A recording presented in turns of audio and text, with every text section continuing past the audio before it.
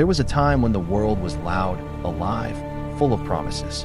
Now, only silence remains. One step at a time, through the ashes of everything we want. The shelves are empty, not just of food, but of certainty. Survival is no longer a choice. It is the only path left. Days turn into weeks, and something begins to change.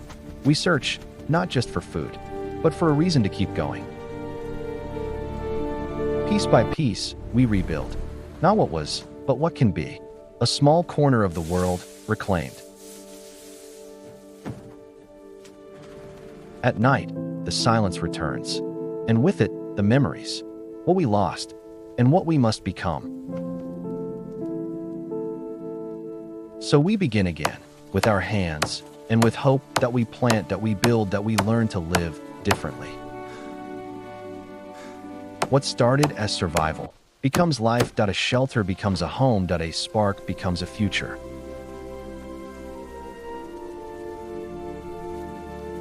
We are no longer who we were, and maybe that's not a loss, because we have learned how to endure.